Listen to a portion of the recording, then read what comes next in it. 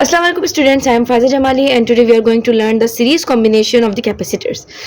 Previously हमने देखा था कि पैरेलल कॉम्बिनेशन के अंदर तमाम कैपेसिटर्स जो हैं वो कॉमन एंड से कनेक्ट है बैटरी के टर्मिनल्स के साथ। लेकिन सीरीज कॉम्बिनेशन में क्या होता है कि तमाम कैपेसिटर्स, चाहे वो 100 कैपेसिटर्स हो, 2 कैपेसिटर्स हो, वो तमाम capacitors end to end connected होंगे। एंड टू एंड का क्या मतलब है? जैसे ये बैटरी का नेगेटिव टर्मिनल है, ये कैपेसिटर 1 की एक प्लेट से कनेक्ट है और फिर कैपेसिटर 1 की एक प्लेट कैपेसिटर 2 की फर्स्ट प्लेट से कनेक्टेड है।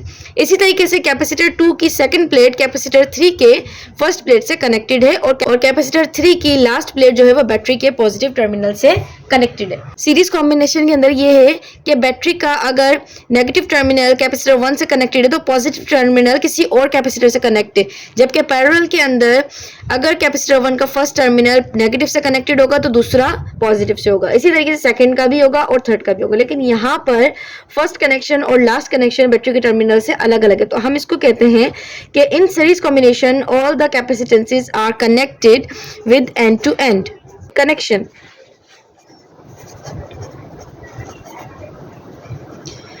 तो सीरीज कॉम्बिनेशन के अंदर जो कनेक्शन होता है वो एंड टू एंड कनेक्शन होता है। एक एंड का सिरा दूसरे, एक कैपेसिटर या एक डिवाइस का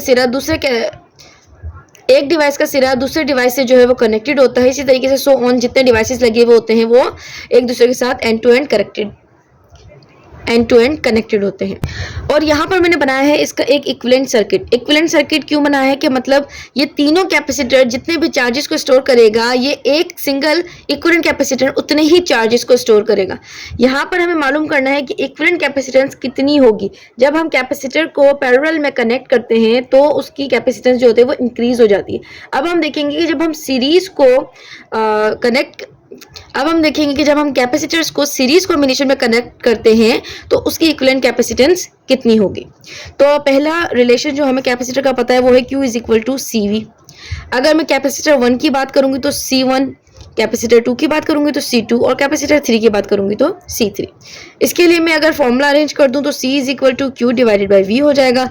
तो C1 के लिए भी Q divided by V, C2 के लिए भी Q डिवाइडेड बाई V और C3 के लिए भी Q डिवाइडेड बाई V। इसी के साथ अगर मैं C इक्विवेलेंट रखूं तो वो भी हो जाएगा Q divided by V equivalent. V equivalent क्यों? क्योंकि यहाँ पर एक ही सोर्स है और जितना सोर्स होगा वो सारा का सारा C इक्विवेलेंट को चार्ज दे देगा, जबकि यहाँ पर जो सोर्स है वो C1 को अलग देगा, C2 को अलग देगा और C3 को अलग देगा। अगर हम सर्किट के अंदर से ये वोल्टेज जो है, ये सोर्स है, यहाँ से अगर इलेक्ट्रॉन्स को फ्लो कराएगा, चार्जेस को कैपेसिटर की तरफ भेजेगा, तो जब बैटरी यहाँ से चार्जेस को कैपेसिटर 1 की तरफ ट्रांसफर करना स्टार्ट करेगी तो जब तक ये कैपेसिटर 1 कंप्लीटली चार्ज नहीं होगा ये चार्जेस को कैपेसिटर 2 की तरफ मूव होने नहीं देगा।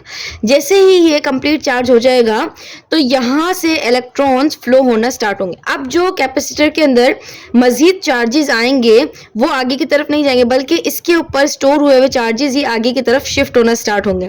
तो अगर ये इस कैपेसिटर को चार्ज कर रहा है, इस कैपेसिटर की तरफ चार्जेस को शिफ्ट कर रहा है, तो कैपेसिटर 2 की तरफ जो चार्जेस शिफ्ट कर रहा है वो कौन शिफ्ट कर रहा है? C1। यानी कि C2 के लिए जो सोर्स है वो क्या है? C1 है। जब तक C1 C2 को चार्जेस अलाउ नहीं करेगा तब तक कि ये सोर्स C2 को चार्ज नहीं कर सकता। इसी तरीके से जब C2 कंप्लीटली चार्ज हो जाएगा फिर वो C3 की तरफ चार्जेस को शिफ्ट करना स्टार्ट करेगा। तो जब तक C2 कंप्लीटली चार्ज नहीं होगा, यहाँ से सोर्स को परमिशन नहीं होगी कि वो मजीद चार्जेस आगे भेजे। जब यहाँ पर C2 चार्ज हो जाएगा तो C2 अपने चार्जेस को शिफ्ट कर देगा C3 की तरफ और इस तरीके से तीनों कैपेसिटर्स जो हैं वो चार्ज हो जाएंगे। वहाँ से चार्ज जो फ्लो हुआ था पहले C1 में गया था, फिर C1 में जाने के बाद जब C1 कंप्लीटली चार्ज हो गया था तो वो ही चार्जेस C2 की तरफ शिफ्ट हो गए थे और वही चार्जेस फिर C3 की तरफ शिफ्ट होकर सर्किट को कंप्लीट कर रहे थे और कैपेसिटर्स को चार्ज कर रहे थे। तो यहाँ पर हमें एक चीज़ पता चली कि यहाँ पर चार्जेस जो हैं वो सेम है। जो इसका चार्ज होगा वो फ्लो करके C1 में जाएगा, फिर जब ये फुल कंप्लीटली चार्ज हो जाएगा वो C2 में चार्ज चला जाएगा और जब C2 कंप्लीटली चार्ज हो जाएगा तो वो अपने चार्जेस को C3 की तरफ शिफ्ट कर देगा। तो जो यहाँ पर इक्विवेलेंट चार्जेस होंगे वो Q1, Q2 और Q3 यानी कि वो एक दूसरे के इक्वल हो गए। लेकिन अगर मैं सोर्स की बात करूं तो पैरेलल कॉम्बिनेशन में एक ही सोर्स था जो कैपेसिटर 1 को भी चार्ज कर रहा था, कैपेसिटर 2 को भी चार्ज कर रहा था और कैपेसिटर 3 को भी चार्ज कर रहा था। लेकिन यहाँ पर जो सोर्स है वो कैपेसिटर 1 को चार्ज कर रहे हैं, फिर कैपेसिटर 2 को चार्ज करने वाला जो सोर्स है वो कैपेसिटर 1 खुद है। क्यों? क्योंकि पोटेंशियल जो आ रहा है, मजीद चार्जेस जो आ रहे हैं C2 की तरफ, वो C1 की तरफ से आ रहे हैं। बिल्कुल सिमिलरली C3 की तरफ जो चार्जेस आ रहे हैं वो आ रहे हैं C2 की वजह से। देखा जाए तो सोर्सेज एक नहीं है, सोर्स ज्यादा है, यानी कि जो V इक्विवेलेंट है, तो मैं अगर पूरे वोल्टेज की बात करूं तो जितने भी वोल्टेज हैं वो इसके अंदर डिवाइड हो गए हैं, C2 के अंदर और C3 के अंदर, यानी कि तीनों कैपेसिटर के अंदर डिवाइड हो गए। तो जो जितने भी वोल्टेज गए होंगे या तो वो C1 के अंदर गए होंगे, या वो C2 के अंदर गए होंगे, या फिर वो C3 के अंदर गए होंगे। तो इसी तरीके से अगर मैं तीनों का सम कर लूं तो इसका टोटल चार्ज जितना भी मूव करके गया वो हमें मालूम हो जाएगा। लिहाजा हमने यहाँ पर V इक्विवेलेंट को रखा है V1 plus V2 plus V3। तो यहाँ पर जो चीज डिफरेंट होती है, यानी कि जो इक्वल नहीं होती, उसके हिसाब से इक्वेशन बनती है। तो यहाँ पर V1 V2 V3 इक्विवेलेंट नहीं है, जबकि Q1 Q2 और Q3 क्या है? इक्विवेलेंट है। तो V1 V2 और V3 के हिसाब से हमारी इक्वेशन बनेगी। यहाँ पर V1 V2 V3 चेंज है, तो हम यहाँ पर भी करेंगे V1 V2 V3, क्योंकि यहाँ पे ये तीनों क्या है? चेंज है। और जो सेम होगा उसकी जगह हम Q इक्विवेलेंट भी लिख सकते हैं। यहाँ Q इक्विवेलेंट है तो हम इसको भी Q इक्विवेलेंट कर सकते हैं, इसको भी और इसको भी। अगर मैं यहाँ पर रिलेशन बनाना चाहूँ तो V इक्विवेलेंट किसके बराबर होगा? V इक्विवेलेंट को मैं अलग करना चाह रही हूँ, तो V इक्विवेलेंट को अलग करना चाहूंगी। ये C इक्विवेलेंट के पास मल्टीप्लाई हो जाएगा इस तरीके से, और Q इक्विवेलेंट इस तरीके से हो जाएगा। तो यहाँ पर अगर मुझे V इक्विवेलेंट अलग चाहिए तो मैं लिखूंगी V equivalent is equal to Q equivalent divided by C equivalent. इसका मतलब है कि V का रिलेशन बनाना है तो Q अपॉन C।